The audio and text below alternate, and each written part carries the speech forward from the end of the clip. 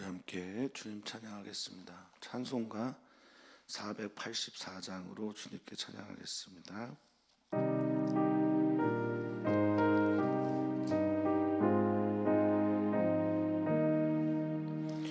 내 맘에 주여 소망 되소서. 주 없이 모든 일 헛되어라. 밤에나 낮에나 주님 생각, 잘 때나 깰 때 함께 하소서. 지혜의 주여 말씀으로서 언제나 내 안에 계십소서. 주는 내 아버지 나는 아들, 주 안에 내가 늘 함께하네. 세상의 영광 나 안 보여도 언제나 주님은 나의 기업. 주님만 내 맘에 계시오니 영원한 주님 참 귀하셔라. 영원한 주님 내 승리의 주, 하늘의 기쁨 주옵소서. 어떠한 고난이 닥쳐와도 만유의 주여 소망 되소서. 아멘. 아멘. 하나님 감사합니다. 하나님께서 살아계셔 주시고 하나님께서 우리의 땅에 우리와 함께 계시며 그 하나님께서 우리로 이 땅을 살아갈 수 있게 하셨고 살아갈 수 있는 지혜를 주시니 하나님께 참 감사를 드립니다. 하나님, 2023년을 마무리하는 12월 달에 하나님 앞에 선 우리 모두가 감사하며 한 해를 마무리하게 해 주시옵소서. 감사할 일이 별로 없는 가운데에서 감사할 일이 생명수처럼 솟아나는 은혜가 있게 해 주시옵소서. 생각나게 하시고 기억 그 속에서 하늘의 생기를 바라볼 수 있는 눈도 떠지게 해 주시옵소서. 하나님 살아계신 것 감사, 말씀 주신 것 예배할 수 있음, 나의 옆에 있는 이웃들, 지체들, 동역자들, 교회, 가정 모든 것들이 감사 제목이 되게 해 주시옵소서. 오늘도 감사로 우리를 채우시는 우리 주 예수 그리스도의 사랑 깊이 느끼며 감사함 예수님의 이름으로 기도하옵나이다. 아멘. 아멘. 하나님 말씀 함께 보겠습니다. 잠언 27장 1절에서 12절까지 말씀입니다. 잠언서 27장 1절에서 12절까지 말씀 한 목소리로 읽겠습니다. 너는 내일 일을 자랑하지 말라. 하루 동안에 무슨 일이 일어났는지 내가 알 수 없음이니라. 타인이 너를 칭찬하게 하고 내 입으로는 하지 말며 외인이 너를 칭찬하게 하고 내 입술로는 하지 말지니라. 돌은 무겁고 모래도 가볍지 아니하거니와 미련한 자의 분노는 이 둘보다 무거우니라. 분은 잔인하고 노는 창수 같거니와 투기 앞에야 누가 서리요. 면책은 숨은 사랑보다 나으니라. 친구의 아픈 책망은 충직으로 말미암은 것이나 원수의 잦은 입맞춤은 거짓에서 난 것이니라. 배부른 자는 꿀이라도 싫어하고 줄인 자에게는 쓴 것이라도 다니라. 고향을 떠나 유리하는 사람은 보금자리를 떠나 떠도는 새와 같으니라. 기름과 향이 사람의 마음을 즐겁게 하나니 친구의 충성된 권고가 이와 같이 아름다우니라. 내 친구와 내 아비의 친구를 버리지 말며 내 환난 날에 형제의 집에 들어가지 말지어다. 가까운 이웃이 먼 형제보다 나으니라. 내 아들아, 지혜를 얻고 내 마음을 기쁘게 하라. 그리하면 나를 비방하는 자에게 내가 대답할 수 있으리라.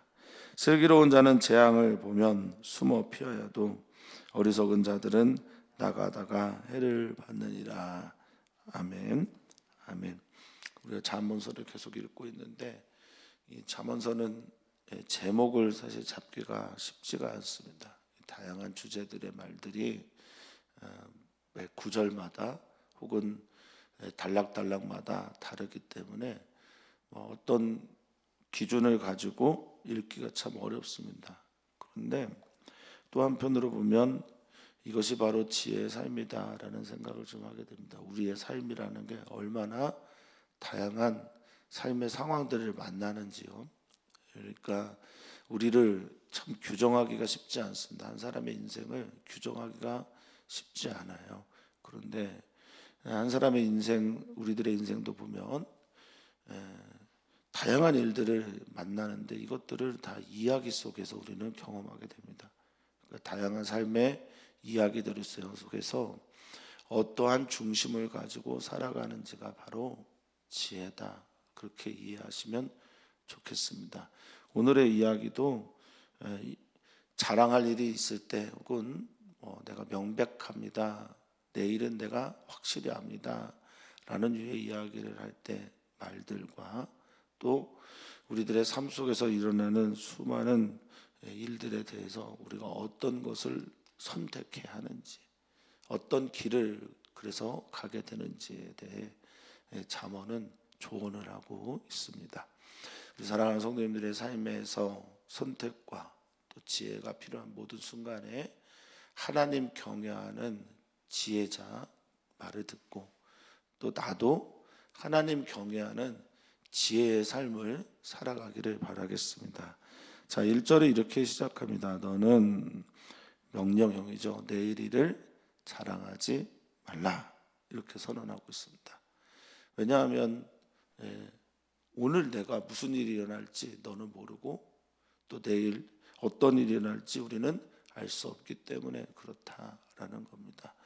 예수님이 말씀하신 것이 생각납니다. 먼저 그 나라와 지금 너희는 의를 구하는 삶을 살아라. 내일은 우리도 모른다. 너도 모른다. 내일은 내일이 염려하는 거다라고 말씀하시면서 오늘 하루의 삶 속에서 충실하게 살아내기를 권고하고 있습니다. 여기 특별히 자랑하다라는 말은요, 할랄이라는 말인데 할랄이라는 이 말이 1절과 2절에서 반복해서 쓰이고 있습니다. 이 자랑하다, 그래서 이 할랄은 자신을 드러내면서 자화자찬하는 경우를 말하는 거고요. 또 이 할랄이라는 말 안에는 어리석다라는 말이 같이 들어가 있어요. 그래서 자기를 스스로 자랑하는 사람들 이미 어리석은 자다라는 평가도 같이 이 단어 안에 있다라는 겁니다. 그리고 이 자랑이라는 건요, 할랄이라는 뜻에서 보면 이 자랑하다는 건 자기를 명백하게 하는 거예요. 자기를 드러내는 겁니다. 그래서 자기가 어떤 존재인지를 자기를 끌어올리는 거죠. 그러면 뚜렷해지고 명백해지거든요. 내가 어떤 사람인지 알아.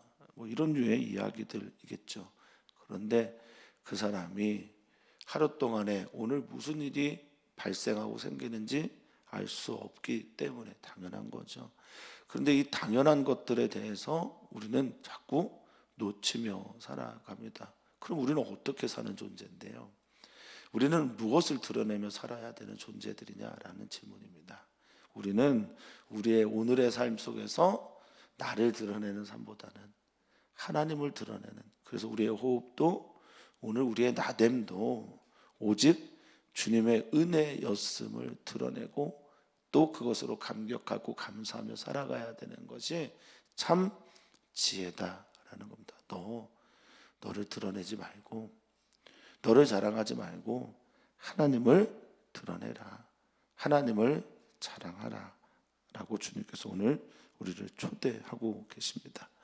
또한 자랑하지 않고 2절에 보면 타인이나 외인이 너를 칭찬하도록 했으면 좋겠다.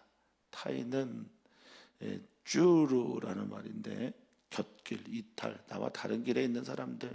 외인은 노크리라는 말인데 이방 사람들을 말하는 겁니다. 나와 관계하는 나의 주변의 사람들이 너를 칭찬하게 해라. 할랄, 똑같은 단어를 썼습니다. 너를 명백하게 하고 자랑하게 하고 너를 빛나게 해라. 내 입이나 입술로는 하지 않았으면 좋겠다. 그러면 우리의 입과 우리 입술은 무엇을 합니까? 내일 일을 계획하는 것은 괜찮습니다만 우리는 우리의 유한함을 항상 인식하면서 우리의 입술과 우리의 입은 하나님을 찬양하고 높이는 그런 입술과 입이 되기를 주님의 이름으로 축복합니다. 우리 사랑하는 모든 성도님들, 그런 지혜자가 되시기를 바라겠습니다. 지혜는 자신의 한계를 아는 것이고 또 자신을 자신되게 한 이가 누군지를 또한 고백하는 것이 참 지혜라 여겨집니다. 또 3절과 4절은 또 하나의 짝을 이뤄서 어떤 것에 대한 이야기를 하는데, 미련한 자들의 어떤 모습을, 너가 이렇게 너를 자랑하고 칭찬하고 너가 드러나게 되면 이런 일이 생길 수도 있으니까 조심해라 라는 말로 이해하시면 좋을 것 같습니다. 자, 3절입니다. 3절은 이렇게 시작해요. 돌도 무겁고 모래도 가볍지 않다. 둘 다 무게가 있는 거라. 돌도 무겁고 모래도 가볍지 않는데 진짜 무거운 게 뭔지 아냐?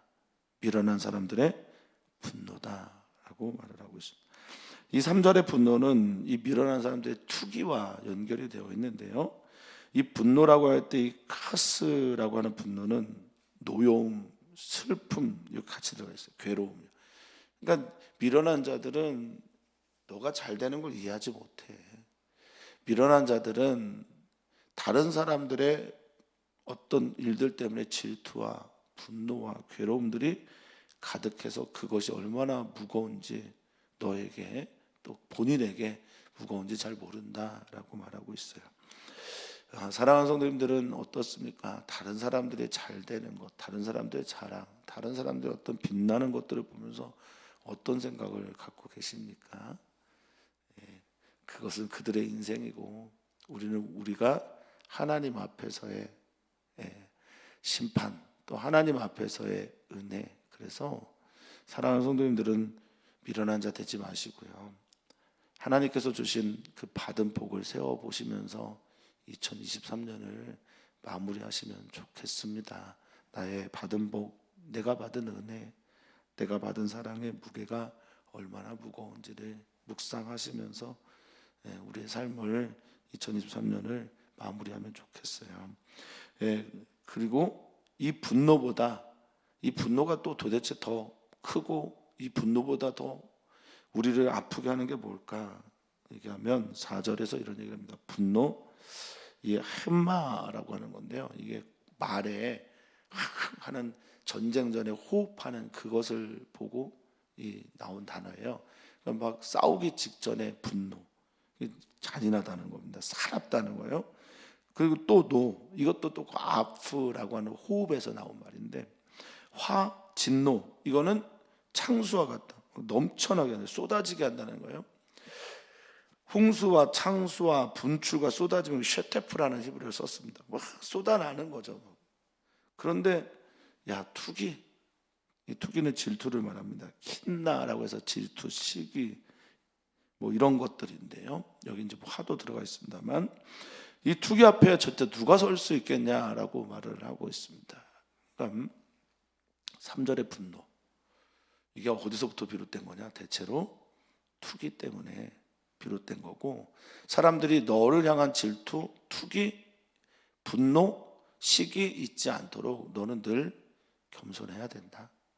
이게 1절에서 4절까지를 하나의 맥으로 보면 그렇다는 겁니다. 겸손하시기를. 겸손한 사람들은 어떻습니까? 겸손한 사람들의 특징은 자기 자신의 한계를 잘 인정합니다. 다 안다고 말하지도, 다 할 수 있다고 말하지도 않습니다. 근데 어쩌다가 영광을 얻게 되잖아요. 그러면 누구를 높입니까? 스스로 자랑하지 않고 우리 주님을 높입니다. 또한 겸손한 사람들은요, 5절에 보면 저는 이런 사람들 이런 사람들 겸손하다고 생각합니다. 5, 6절.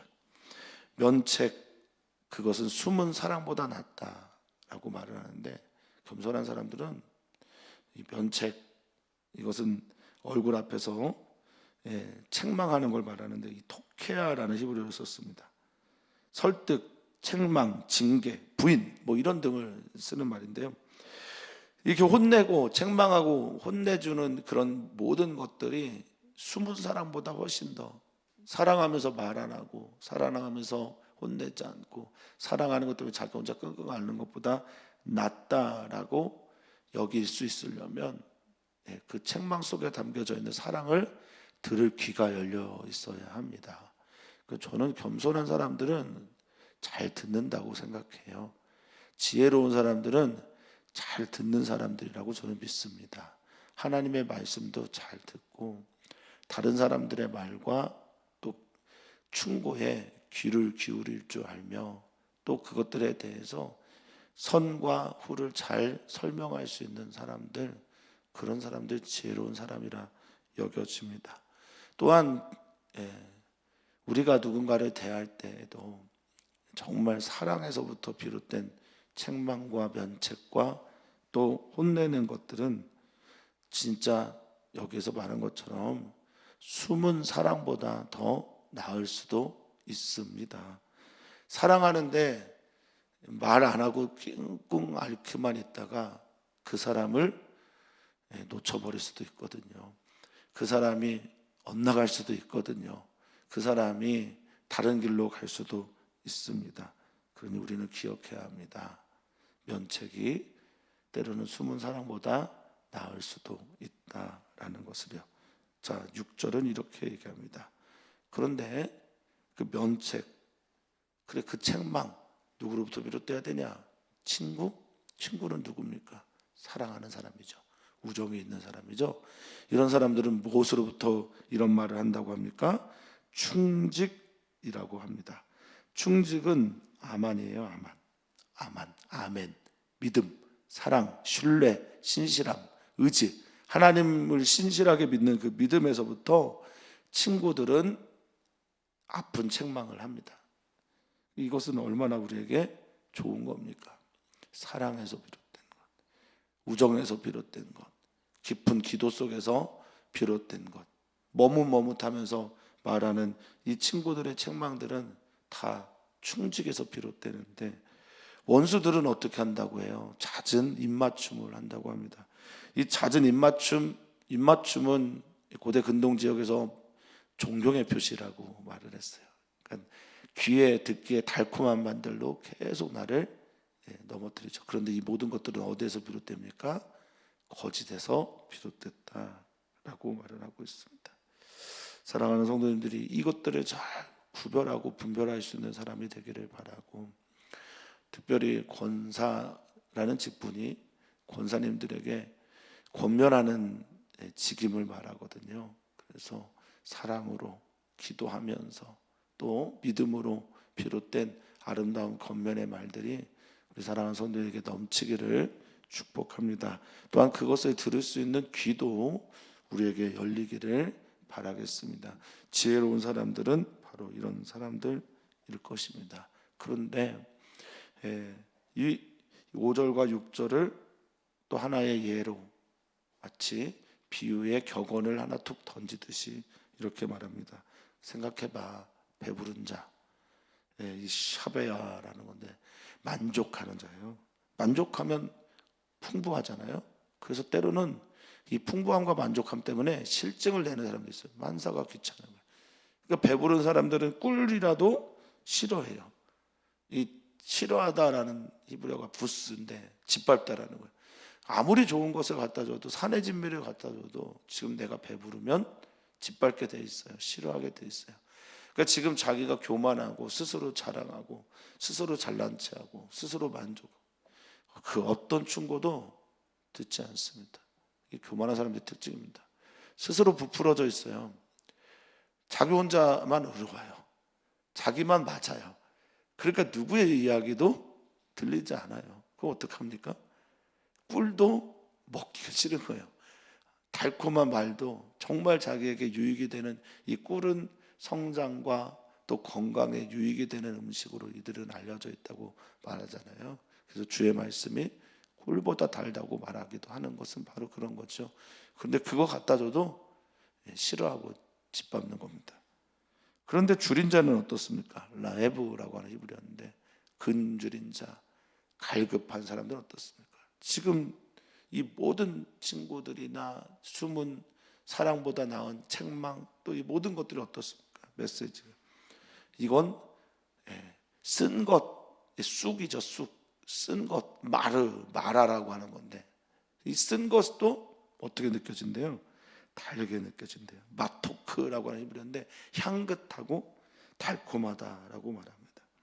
그래서 1절부터 7절까지 이렇게 이야기가 되고 8절부터 12절까지는 또 다른 이야기들로 가득합니다.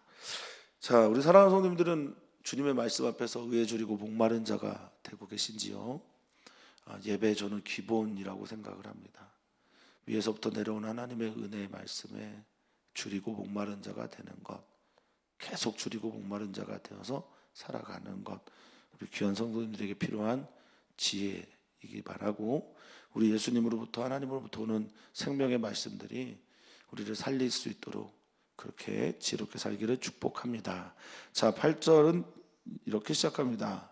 고향을 떠나 유리하는 사람. 고향을 떠나 유리하는 사람 어떤 사람입니까? 나그네죠. 근데 나그네 아닌 사람이 없어요. 본향, 고향, 이 모든 것을 떠나 유리하는 사람들은 보금자리를 떠나 방황하는 떠도는 새와 같다 이렇게 표현하고 있습니다.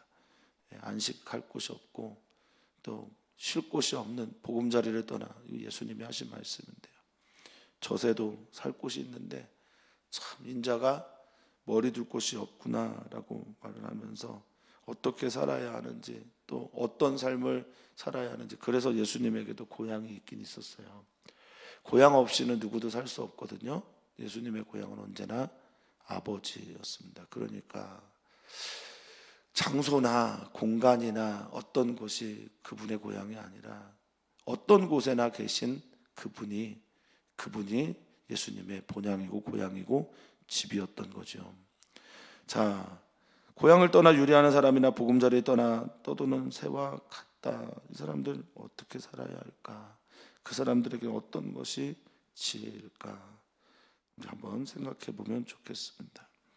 자, 9절은 이렇게 말합니다. 기름과 향이 사람의 마음을 즐겁게 하나니 친구의 충성된 권고가 이와 같이 아름답다라고 말하고 있습니다. 고향을 떠나 나그네로 살아가는 사람들 이렇게 살아야 된다라고 말을 하고 있습니다. 좋은 친구, 그들의 충성된 권고 이것이 아름다운 줄 알고 살았으면 좋겠다. 이게 지혜다라고 말하는데요.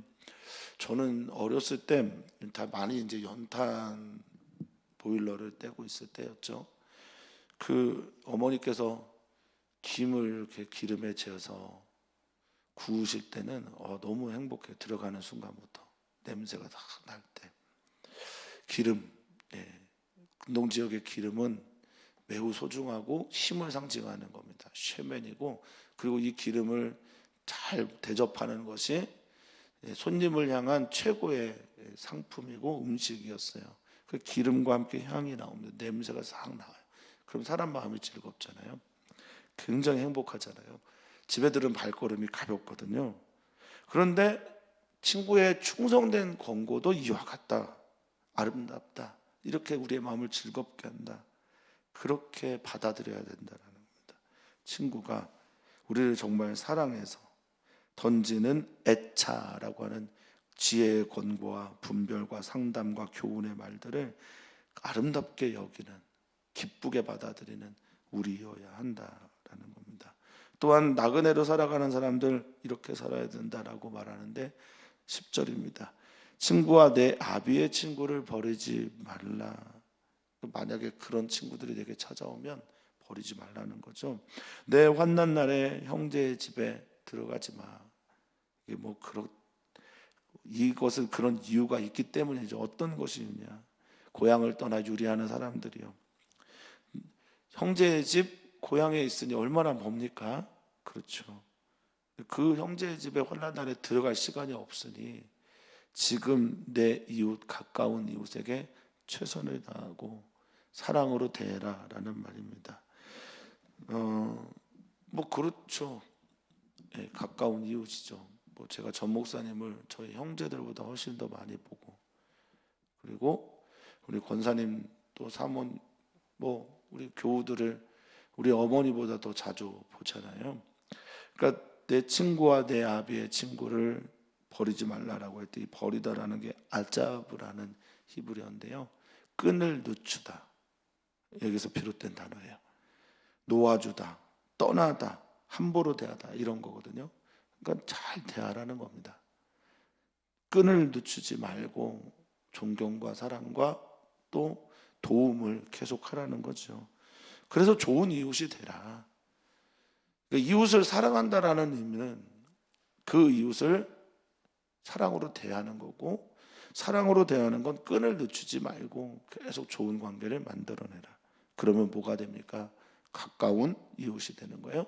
이 가깝다라는 히브리어 카로브가 시간과 공간에 가까움 뿐이 들어가는 것뿐이 아니라 관계의 가까움도 같이 들어갑니다. 그러니까 우리 사랑하는 성도님들이 하나님과 가까워야 되는데요, 관계 속에서 가까워야 되고 시간과 공간 속에서 가까워요. 올해 2023년 초에 사랑하는 성도님들에게 복을 참 많이 빌어드렸는데 그 중에 하나가 뭐였냐? 가장 제가 많이 강조했던 게 하나님과 친밀한 관계를 좀 가져보자, 이거였었거든요.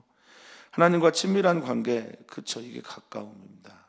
관계 속에서, 시간 속에서, 공간 속에서 가까운 이웃. 그 이웃이 나를 지켜주는 거예요. 고향을 떠나 방황할 때는, 유리하는 자가 될 때는 여러분들의 이웃이 여러분들을 지켜주는 겁니다. 또한 친구가 그렇게 여러분들을 도와주는 겁니다. 친구의 충고, 아름다운 충고, 그것들을 잘 기쁘게 여길 수 있어야 합니다. 자, 가까운 이웃이 먼 형제, 여기 멀다라는 말은요, 라크라는 말이에요. 당연히 또 시간, 공간, 그런데 관계 속에서도 그런 거예요. 도달할 수 없는 그런 의미를 가지고 있습니다.